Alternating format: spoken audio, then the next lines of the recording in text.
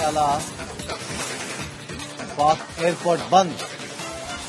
Sialkot Lahore airport ಅನ್ನ ಬಂದ್ ಮಾಡಲಾಗಿದೆ.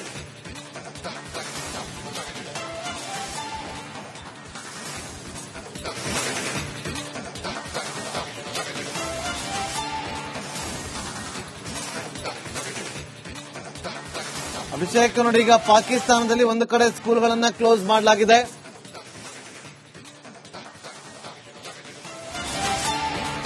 ಅಭಿಷೇಕ್ ನೋಡಿ, ಒಂದು ಕಡೆ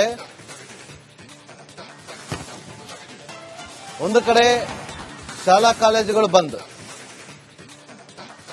ಮತ್ತೊಂದು ಕಡೆ ಏರ್ಪೋರ್ಟ್ ಬಂದ್. ಇದು ಭಾರತದ ತಾಕತ್ತು, ಇದು ಭಾರತದ ತಾಕತ್ತು. ಅಭಿಷೇಕ್, ಒಂದು ಏರ್ ಸ್ಟ್ರೈಕ್ಗೆ ನಲುಗಿ ಹೋಗಿರುವಂತಹ ಪಾಕಿಸ್ತಾನ ಜಂಬಾ ಕೊಚ್ಕೊಳ್ಳೋದು ಇನ್ನು ಕಡಿಮೆ ಆಗಿಲ್ಲ. ಆದ್ರೆ ಶಾಲಾ ಕಾಲೇಜುಗಳನ್ನ ಕ್ಲೋಸ್ ಮಾಡಿದೆ, ಜೊತೆಗೆ ಏರ್ಪೋರ್ಟ್ ಕೂಡ ಕ್ಲೋಸ್. ಪಾಕಿಸ್ತಾನಕ್ಕೆ ಇನ್ನು ನಿದ್ದೆ ಬರುತ್ತೆ ಅಂತ ಅನ್ಸುತ್ತಾ ಅಭಿಷೇಕ್?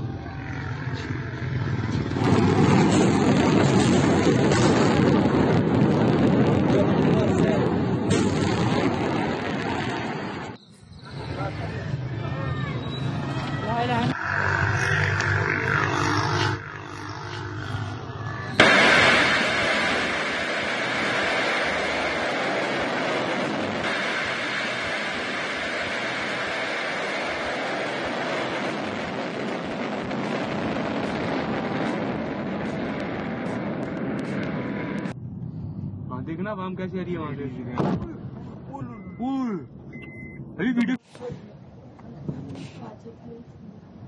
ಮತ್ತೊಮ್ಮೆ ನೇರ ಸಂಪರ್ಕದಲ್ಲಿ ಜಾಯ್ನ್ ಆಗಿದ್ರೆ ನೀವೇನ್ ದೃಶ್ಯಾವಳಿಯಲ್ಲಿ ಗಮನಿಸ್ತಾ ಇದ್ರೆ ವೀಕ್ಷಕರೇ, ಇದು ಪಾಕಿಸ್ತಾನದಲ್ಲಿ ಅವರ ಯುದ್ಧ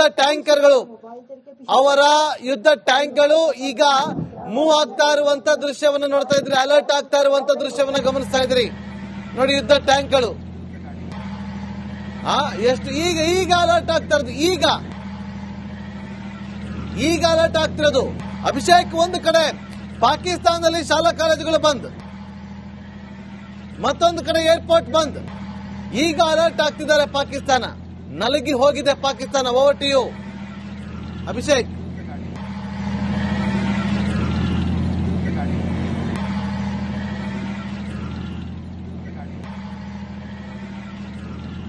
ಖಂಡಿತವಾಗಿಯೂ ನಾವು ನೋಡ್ತಿರುವಂತಹ ದೃಶ್ಯಾವಳಿ ನಾಗೇಂದ್ರ, ನಾವೇ ತೋರಿಸಿರುವಂತಹ ಒಂದು ದೃಶ್ಯಾವಳಿಯಲ್ಲಿ ನೂರಾರು ಜನರು ರಸ್ತೆ ಮೇಲೆ ಇರ್ತಾರೆ. ಆ ಸಂದರ್ಭದಲ್ಲಿ ಆದಂತ ದಾಳಿಯನ್ನ ನೋಡಿ ಅವರು ಚದುರಿ ಹೋಗ್ತಾರೆ. ಆದ್ರೂ ನಮ್ಮ ಭಾರತದ ಸೇನೆಯ ಬಗ್ಗೆ ನಮಗೆ ಒಂದು ಹೆಮ್ಮೆ ಇದೆ, ನಾವು ಸಿವಿಲಿಯನ್ಗಳ ಮೇಲೆ ಟಾರ್ಗೆಟ್ ಮಾಡಿಲ್ಲ, ಅಮಾಯಕರನ್ನ ನಾವು ಟಾರ್ಗೆಟ್ ಮಾಡಿಲ್ಲ, ತಪ್ಪಿತಸ್ಥರ ಮೇಲೆ ಮಾತ್ರ ನಾವು ಟಾರ್ಗೆಟ್ ಮಾಡಿರುವಂತದ್ದು, ಅವರನ್ನ ಮಾತ್ರ ನಾವು ನಾಶ ಮಾಡಬೇಕು ಅಂತ ಪ್ರಧಾನಿ ಮೋದಿ ಅವರು ಏನ್ ಹೇಳಿದ್ರು, ಐಡೆಂಟಿಫೈ ಅಂಡ್ ಎಲಿಮಿನೇಟ್ ಅಂತ, ಅದನ್ನು ಮಾಡಿರುವಂತದ್ದು. ಇದು ಒಂದನೇ ಪಾಯಿಂಟ್.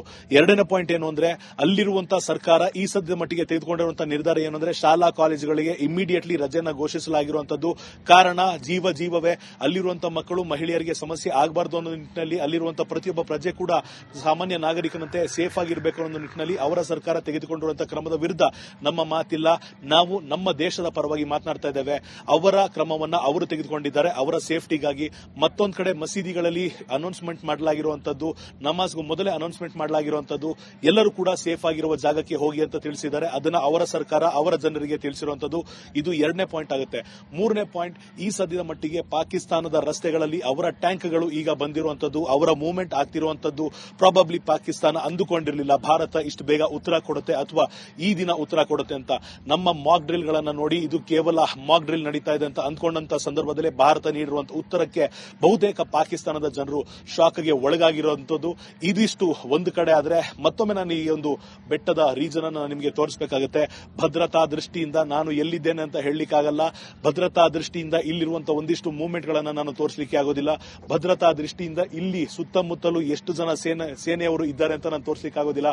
ಆದರೆ ಬೆಳಿಗ್ಗೆ 2 ಗಂಟೆಯಿಂದ ಇಲ್ಲಿಯವರೆಗೂ ಕಂಟಿನ್ಯೂಸ್ ಆಗಿ ಈ ಒಂದು ಪ್ರದೇಶದಲ್ಲಿ ಒಂದಿಷ್ಟು ವೈಮಾನಿಕ ಹಾರಾಟದ ಸದ್ದನ್ನ ನಾವು ಕೇಳಿದ್ದೇವೆ. ವೈಮಾನಿಕ ಹಾರಾಟದ ಚಿತ್ರಣವನ್ನು ನಾವು ನೋಡಿದ್ದೇವೆ. ಇವಿಷ್ಟು ಒಂದು ಕಡೆ ಆಯ್ತು ಅಂದ್ರೆ ಯಾವ ಸಂದರ್ಭದಲ್ಲಿ ಮತ್ತೆ ಭಾರತ ಮತ್ತೊಂದು ಉತ್ತರವನ್ನ ನೀಡುತ್ತೋ, ಮತ್ತೊಂದು ಅಟ್ಯಾಕ್ ಅನ್ನ ಮಾಡುತ್ತೋ, ಅದನ್ನ ನಾವು ಜೀರ್ಣಿಸಿಕೊಳ್ಳಲು ಆಗುತ್ತೋ ಇಲ್ವೋ ಅನ್ನೊಂದು ಭಯದಿಂದ ಸದ್ಯ ಮಟ್ಟಿಗೆ ಪಾಕಿಸ್ತಾನ ಅನೇಕ ಕ್ರಮಗಳನ್ನ ತೆಗೆದುಕೊಳ್ತಾ ಇದೆ. ಖಂಡಿತವಾಗಿಯೂ ಭಾರತ ಅವರ ಕ್ರಮಗಳನ್ನ ಈ ಸದ್ಯದ ಮಟ್ಟಿಗೆ ವೆಲ್ಕಮ್ ಮಾಡಿದೆ. ಆದ್ರೆ ಅಲ್ಲಿರುವಂತಹ ಪ್ರಧಾನಿ ಒಂದು ಟ್ವೀಟ್ ಅನ್ನ ಮಾಡಿರುವಂತದ್ದು, ಶತ್ರು ದೇಶವಾದ ಭಾರತ ಕಳ್ಳದಾರಿಯಿಂದ ನಮ್ಮ ಮೇಲೆ ದಾಳಿ ಮಾಡಿದೆ ಅಂತ. ಖಂಡಿತವಾಗಿಯೂ ಕಳ್ಳ ಮಾರ್ಗದಲ್ಲಿ ದಾಳಿ ಮಾಡಿದ್ದು ಯಾರು ಅಂತ ಅವರ ಸೇನೆಗೆ ಗೊತ್ತಿದೆ, ಅವರ ಸರ್ಕಾರಕ್ಕೆ ಗೊತ್ತಿದೆ, ಅಲ್ಲಿರುವಂತಹ ಜನರಿಗೆ ಗೊತ್ತಿದೆ. ಇಲ್ಲಿ ನಾವು ಒಂದು ಕ್ಲಿಯರ್ ಮಾಡ್ಕೊಬೇಕಾಗಿರೋದು, ನಾವು 9 ಪ್ರದೇಶಗಳಲ್ಲಿ ಅಟ್ಯಾಕ್ ಮಾಡಿದ್ದೇವೆ. ಆದರೆ ಅಲ್ಲಿರುವ ಪ್ರಧಾನಿ ಹೇಳಿರೋದು ಕೇವಲ 5 ಪ್ರದೇಶಗಳಲ್ಲಿ ಅಟ್ಯಾಕ್ ಆಗಿದೆ ಅಂತ.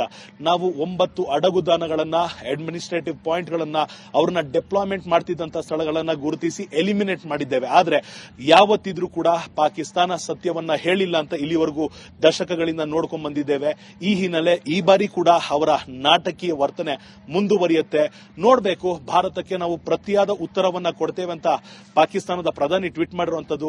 ಖಂಡಿತವಾಗಿಯೂ ಉತ್ತರವನ್ನ ಸ್ವೀಕರಿಸಲು ಭಾರತ ರೆಡಿ ಇದೆ. ಯಾಕಂದ್ರೆ ಅವರೇ ಮೊದಲು ಸವಾಲು ಹಾಕಿದ್ದು ಏಪ್ರಿಲ್ 22ನೇ ತಾರೀಕು ಅಮಾಯಕ 26 ವ್ಯಕ್ತಿಗಳನ್ನ ತಲೆಗೆ ಗುಂಡಿಟ್ಟು ಹೊಡೆದಿದ್ರು. ಭಾರತದ ಮಹಿಳೆಯರ ಸಿಂಧೂರವನ್ನು ಅವರು ಅಳಿಸಿದ್ರು. ಈ ಕಾರಣದಿಂದ ಆಪರೇಷನ್ ಸಿಂಧೂರ ನಡೆದಿರುವಂತದ್ದು. ಭಾರತದ ಹೆಣ್ಣು ಮಕ್ಕಳಿಗೆ ಅರ್ಪಣೆಯಾಗಿರುವಂತಹ ಈ ಒಂದು ಆಪರೇಷನ್ ಸಿಂಧೂರ ಇವತ್ತು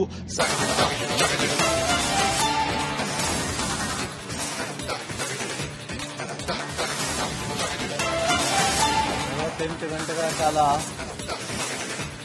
ಪಾಕ್ ಏರ್ಪೋರ್ಟ್ ಬಂದ್. ಸಿಯಾಲ್ಕೋಟ್ ಲಾಹೋರ್ ಏರ್ಪೋರ್ಟ್ ಅನ್ನ ಬಂದ್ ಮಾಡಲಾಗಿದೆ.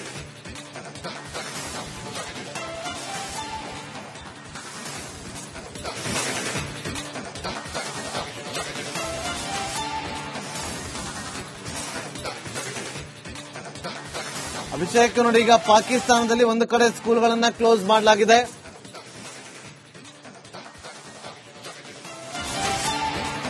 ಅಭಿಷೇಕ್ ನೋಡಿ, ಒಂದು ಕಡೆ ಶಾಲಾ ಕಾಲೇಜುಗಳು ಬಂದ್, ಮತ್ತೊಂದು ಕಡೆ ಏರ್ಪೋರ್ಟ್ ಬಂದ್. ಇದು ಭಾರತದ ತಾಕತ್ತು. ಇದು ಭಾರತದ ತಾಕತ್ತು. ಅಭಿಷೇಕ್, ಒಂದು ಏರ್ ಸ್ಟ್ರೈಕ್ಗೆ ನಲುಗಿ ಹೋಗಿರುವಂತಹ ಪಾಕಿಸ್ತಾನ ಜಂಬಾ ಕೊಚ್ಕೊಳ್ಳೋದು ಇನ್ನು ಕಡಿಮೆ ಆಗಿಲ್ಲ. ಆದ್ರೆ ಶಾಲಾ ಕಾಲೇಜುಗಳನ್ನ ಕ್ಲೋಸ್ ಮಾಡಿದೆ, ಜೊತೆಗೆ ಏರ್ಪೋರ್ಟ್ ಕೂಡ ಕ್ಲೋಸ್. ಪಾಕಿಸ್ತಾನಕ್ಕೆ ಇನ್ನು ನಿದ್ದೆ ಬರುತ್ತೆ ಅಂತ ಅನ್ಸುತ್ತಾ ಅಭಿಷೇಕ್?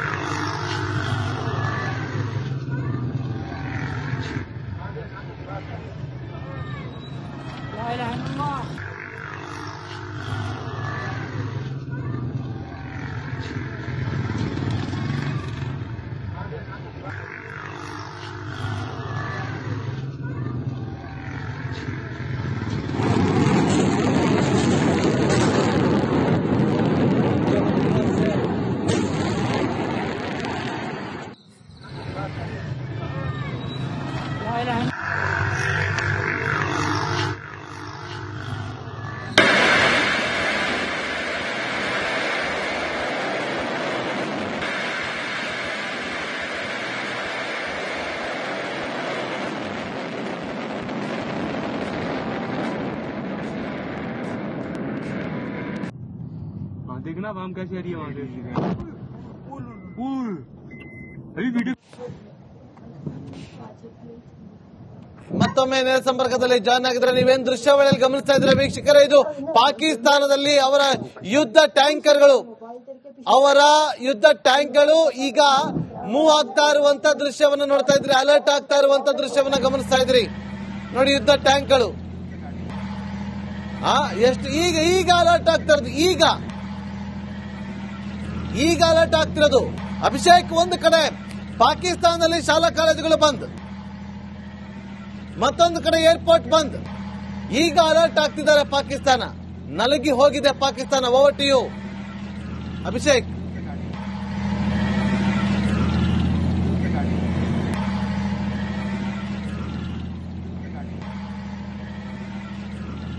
ಖಂಡಿತವಾಗಿಯೂ ನಾವು ನೋಡ್ತಿರುವಂತಹ ದೃಶ್ಯಾವಳಿ ನಾಗೇಂದ್ರ, ನಾವೇ ತೋರಿಸಿರುವಂತಹ ಒಂದು ದೃಶ್ಯಾವಳಿಯಲ್ಲಿ ನೂರಾರು ಜನರು ರಸ್ತೆ ಮೇಲೆ ಇರ್ತಾರೆ. ಆ ಸಂದರ್ಭದಲ್ಲಿ ಆದಂತ ದಾಳಿಯನ್ನ ನೋಡಿ ಅವರು ಚದುರಿ ಹೋಗ್ತಾರೆ. ಆದ್ರೂ ನಮ್ಮ ಭಾರತದ ಸೇನೆ ಬಗ್ಗೆ ನಮಗೆ ಒಂದು ಹೆಮ್ಮೆ ಇದೆ. ನಾವು ಸಿವಿಲಿಯನ್ಗಳ ಮೇಲೆ ಟಾರ್ಗೆಟ್ ಮಾಡಿಲ್ಲ, ಅಮಾಯಕರನ್ನ ನಾವು ಟಾರ್ಗೆಟ್ ಮಾಡಿಲ್ಲ, ತಪ್ಪಿತಸ್ಥರ ಮೇಲೆ ಮಾತ್ರ ನಾವು ಟಾರ್ಗೆಟ್ ಮಾಡಿರುವಂತದ್ದು. ಅವರನ್ನ ಮಾತ್ರ ನಾವು ನಾಶ ಮಾಡಬೇಕು ಅಂತ ಪ್ರಧಾನಿ ಮೋದಿರವರು ಏನ್ ಹೇಳಿದ್ರು, ಐಡೆಂಟಿಫೈ ಅಂಡ್ ಎಲಿಮಿನೇಟ್ ಅಂತ, ಅದನ್ನು ಮಾಡಿರುವಂತದ್ದು. ಇದು ಒಂದನೇ ಪಾಯಿಂಟ್. ಎರಡನೇ ಪಾಯಿಂಟ್ ಏನು ಅಂದ್ರೆ, ಅಲ್ಲಿರುವಂತಹ ಸರ್ಕಾರ ಈ ಸದ್ಯದ ಮಟ್ಟಿಗೆ ತೆಗೆದುಕೊಂಡಿರುವಂತಹ ನಿರ್ಧಾರ ಏನಂದ್ರೆ, ಶಾಲಾ ಕಾಲೇಜುಗಳಿಗೆ ಇಮಿಡಿಯೇಟ್ಲಿ ರಜೆಯನ್ನು ಘೋಷಿಸಲಾಗಿರುವಂತದ್ದು. ಕಾರಣ ಜೀವವೇ, ಅಲ್ಲಿರುವಂತಹ ಮಕ್ಕಳು ಮಹಿಳೆಯರಿಗೆ ಸಮಸ್ಯೆ ಆಗಬಾರದು ಅನ್ನೋ ನಿಟ್ಟಿನಲ್ಲಿ, ಅಲ್ಲಿರುವಂತಹ ಪ್ರತಿಯೊಬ್ಬ ಪ್ರಜೆ ಕೂಡ ಸಾಮಾನ್ಯ ನಾಗರಿಕನಂತೆ ಸೇಫ್ ಆಗಿರಬೇಕು ಅನ್ನೋ ನಿಟ್ಟಿನಲ್ಲಿ ಅವರ ಸರ್ಕಾರ ತೆಗೆದುಕೊಂಡಿರುವಂತಹ ಕ್ರಮದ ವಿರುದ್ಧ ನಮ್ಮ ಮಾತಿಲ್ಲ. ನಾವು ನಮ್ಮ ದೇಶದ ಪರವಾಗಿ ಮಾತನಾಡ್ತಾ ಇದ್ದೇವೆ. ಅವರ ಕ್ರಮವನ್ನ ಅವರು ತೆಗೆದುಕೊಂಡಿದ್ದಾರೆ ಅವರ ಸೇಫ್ಟಿಗಾಗಿ. ಮತ್ತೊಂದು ಕಡೆ ಮಸೀದಿಗಳಲ್ಲಿ ಅನೌನ್ಸ್ಮೆಂಟ್ ಮಾಡಲಾಗಿರುವಂತದ್ದು, ನಮಾಜ್ಗೂ ಮೊದಲೇ ಅನೌನ್ಸ್ಮೆಂಟ್ ಮಾಡಲಾಗಿರುವಂತದ್ದು, ಎಲ್ಲರೂ ಕೂಡ ಸೇಫ್ ಆಗಿರುವ ಜಾಗಕ್ಕೆ ಹೋಗಿ ಅಂತ ತಿಳಿಸಿದ್ದಾರೆ. ಅದನ್ನ ಅವರ ಸರ್ಕಾರ ಅವರ ಜನರಿಗೆ ತಿಳಿಸಿರುವಂತದ್ದು. ಇದು ಎರಡನೇ ಪಾಯಿಂಟ್ ಆಗುತ್ತೆ. ಮೂರನೇ ಪಾಯಿಂಟ್, ಈ ಸದ್ಯದ ಮಟ್ಟಿಗೆ ಪಾಕಿಸ್ತಾನದ ರಸ್ತೆಗಳಲ್ಲಿ ಅವರ ಟ್ಯಾಂಕ್ಗಳು ಈಗ ಬಂದಿರುವಂತದ್ದು, ಅವರ ಮೂವ್ಮೆಂಟ್ ಆಗ್ತಿರುವಂತದ್ದು. ಪ್ರಾಬಬ್ಲಿ ಪಾಕಿಸ್ತಾನ ಅಂದುಕೊಂಡಿರಲಿಲ್ಲ ಭಾರತ ಇಷ್ಟು ಬೇಗ ಉತ್ತರ ಕೊಡುತ್ತೆ ಅಥವಾ ಈ ದಿನ ಉತ್ತರ ಕೊಡುತ್ತೆ ಅಂತ. ನಮ್ಮ ಮಾಕ್ ಡ್ರಿಲ್ ಗಳನ್ನ ನೋಡಿ ಇದು ಕೇವಲ ಮಾಕ್ ಡ್ರಿಲ್ ನಡೀತಾ ಇದೆ ಅಂತ ಅಂದ್ಕೊಂಡಂತ ಸಂದರ್ಭದಲ್ಲಿ ಭಾರತ ನೀಡಿರುವಂತಹ ಉತ್ತರಕ್ಕೆ ಬಹುತೇಕ ಪಾಕಿಸ್ತಾನದ ಜನರು ಶಾಕ್ಗೆ ಒಳಗಾಗಿರುವಂತದ್ದು. ಇದಿಷ್ಟು ಒಂದು ಕಡೆ ಆದ್ರೆ, ಮತ್ತೊಮ್ಮೆ ನಾನು ಈ ಒಂದು ಬೆಟ್ಟದ ರೀಜನ್ ಅನ್ನು ನಿಮಗೆ ತೋರಿಸಬೇಕಾಗುತ್ತೆ. ಭದ್ರತಾ ದೃಷ್ಟಿಯಿಂದ ನಾನು ಎಲ್ಲಿದ್ದೇನೆ ಅಂತ ಹೇಳಲಿಕ್ಕಾಗಲ್ಲ. ಭದ್ರತಾ ದೃಷ್ಟಿಯಿಂದ ಇಲ್ಲಿರುವಂತಹ ಒಂದಿಷ್ಟು ಮೂವ್ಮೆಂಟ್ ಗಳನ್ನ ನಾನು ತೋರಿಸಲಿಕ್ಕೆ ಆಗೋದಿಲ್ಲ. ಭದ್ರತಾ ದೃಷ್ಟಿಯಿಂದ ಇಲ್ಲಿ ಸುತ್ತಮುತ್ತಲೂ ಎಷ್ಟು ಜನ ಸೇನೆಯವರು ಇದ್ದಾರೆ ಅಂತ ನಾನು ತೋರಿಸಲಿಕ್ಕೆ ಆಗೋದಿಲ್ಲ. ಆದರೆ ಬೆಳಿಗ್ಗೆ 2 ಗಂಟೆಯಿಂದ ಇಲ್ಲಿಯವರೆಗೂ ಕಂಟಿನ್ಯೂಸ್ ಆಗಿ ಈ ಒಂದು ಪ್ರದೇಶದಲ್ಲಿ ಒಂದಿಷ್ಟು ವೈಮಾನಿಕ ಹಾರಾಟದ ಸದ್ದನ್ನ ನಾವು ಕೇಳಿದ್ದೇವೆ, ವೈಮಾನಿಕ ಹಾರಾಟದ ಚಿತ್ರಣವನ್ನು ನಾವು ನೋಡಿದ್ದೇವೆ. ಇವಿಷ್ಟು ಒಂದು ಕಡೆ ಆಯ್ತು ಅಂದ್ರೆ, ಯಾವ ಸಂದರ್ಭದಲ್ಲಿ ಮತ್ತೆ ಭಾರತ ಮತ್ತೊಂದು ಉತ್ತರವನ್ನ ನೀಡುತ್ತೋ, ಮತ್ತೊಂದು ಅಟ್ಯಾಕ್ ಅನ್ನ ಮಾಡುತ್ತೋ, ಅದನ್ನ ನಾವು ಜೀರ್ಣಿಸಿಕೊಳ್ಳಲು ಆಗುತ್ತೋ ಇಲ್ವೋ ಅನ್ನೊಂದು ಭಯದಿಂದ ಸದ್ಯ ಮಟ್ಟಿಗೆ ಪಾಕಿಸ್ತಾನ ಅನೇಕ ಕ್ರಮಗಳನ್ನ ತೆಗೆದುಕೊಳ್ತಾ ಇದೆ. ಖಂಡಿತವಾಗಿಯೂ ಭಾರತ ಅವರ ಕ್ರಮಗಳನ್ನ ಈ ಸದ್ಯದ ಮಟ್ಟಿಗೆ ವೆಲ್ಕಮ್ ಮಾಡಿದೆ. ಆದ್ರೆ ಅಲ್ಲಿರುವಂತಹ ಪ್ರಧಾನಿ ಒಂದು ಟ್ವೀಟ್ ಅನ್ನ ಮಾಡಿರುವಂತದ್ದು, ಶತ್ರು ದೇಶವಾದ ಭಾರತ ಕಳ್ಳದಾರಿಯಿಂದ ನಮ್ಮ ಮೇಲೆ ದಾಳಿ ಮಾಡಿದೆ ಅಂತ. ಖಂಡಿತವಾಗಿಯೂ ಕಳ್ಳ ಮಾರ್ಗದಲ್ಲಿ ದಾಳಿ ಮಾಡಿದ್ದು ಯಾರು ಅಂತ ಅವರ ಸೇನೆಗೆ ಗೊತ್ತಿದೆ, ಅವರ ಸರ್ಕಾರಕ್ಕೆ ಗೊತ್ತಿದೆ, ಅಲ್ಲಿರುವಂತಹ ಜನರಿಗೆ ಗೊತ್ತಿದೆ. ಇಲ್ಲಿ ನಾವು ಒಂದು ಕ್ಲಿಯರ್ ಮಾಡ್ಕೊಬೇಕಾಗಿರೋದು, ನಾವು 9 ಪ್ರದೇಶಗಳಲ್ಲಿ ಅಟ್ಯಾಕ್ ಮಾಡಿದ್ದೇವೆ. ಆದರೆ ಅಲ್ಲಿರುವ ಪ್ರಧಾನಿ ಹೇಳಿರೋದು ಕೇವಲ 5 ಪ್ರದೇಶಗಳಲ್ಲಿ ಅಟ್ಯಾಕ್ ಆಗಿದೆ ಅಂತ. ನಾವು 9 ಅಡಗುದಾನಗಳನ್ನ, ಅಡ್ಮಿನಿಸ್ಟ್ರೇಟಿವ್ ಪಾಯಿಂಟ್ ಗಳನ್ನ, ಅವರನ್ನ ಡಿಪ್ಲಾಯ್ಮೆಂಟ್ ಮಾಡ್ತಿದ್ದಂತಹ ಸ್ಥಳಗಳನ್ನ ಗುರುತಿಸಿ ಎಲಿಮಿನೇಟ್ ಮಾಡಿದ್ದೇವೆ. ಆದ್ರೆ ಯಾವತ್ತಿದ್ರೂ ಕೂಡ ಪಾಕಿಸ್ತಾನ ಸತ್ಯವನ್ನ ಹೇಳಿಲ್ಲ ಅಂತ ಇಲ್ಲಿವರೆಗೂ ದಶಕಗಳಿಂದ ನೋಡ್ಕೊಂಡ್ ಬಂದಿದ್ದೇವೆ. ಈ ಹಿನ್ನೆಲೆ ಈ ಬಾರಿ ಕೂಡ ಅವರ ನಾಟಕೀಯ ವರ್ತನೆ ಮುಂದುವರಿಯುತ್ತೆ. ನೋಡಬೇಕು, ಭಾರತಕ್ಕೆ ನಾವು ಪ್ರತಿಯಾದ ಉತ್ತರವನ್ನ ಕೊಡ್ತೇವೆ ಅಂತ ಪಾಕಿಸ್ತಾನದ ಪ್ರಧಾನಿ ಟ್ವೀಟ್ ಮಾಡಿರುವಂತದ್ದು. ಖಂಡಿತವಾಗಿಯೂ ಉತ್ತರವನ್ನ ಸ್ವೀಕರಿಸಲು ಭಾರತ ರೆಡಿ ಇದೆ. ಯಾಕಂದ್ರೆ ಅವರೇ ಮೊದಲು ಸವಾಲು ಹಾಕಿದ್ದು ಏಪ್ರಿಲ್ 22ನೇ ತಾರೀಕು ಅಮಾಯಕ 26 ವ್ಯಕ್ತಿಗಳನ್ನ ತಲೆಗೆ ಗುಂಡಿಟ್ಟು ಹೊಡೆದಿದ್ರು. ಭಾರತದ ಮಹಿಳೆಯರ ಸಿಂಧೂರವನ್ನು ಅವರು ಅಳಿಸಿದ್ರು. ಈ ಕಾರಣದಿಂದ ಆಪರೇಷನ್ ಸಿಂಧೂರ ನಡೆದಿರುವಂತದ್ದು. ಭಾರತದ ಹೆಣ್ಣು ಮಕ್ಕಳಿಗೆ ಅರ್ಪಣೆಯಾಗಿರುವಂತಹ ಈ ಒಂದು ಆಪರೇಷನ್ ಸಿಂಧೂರ ಇವತ್ತು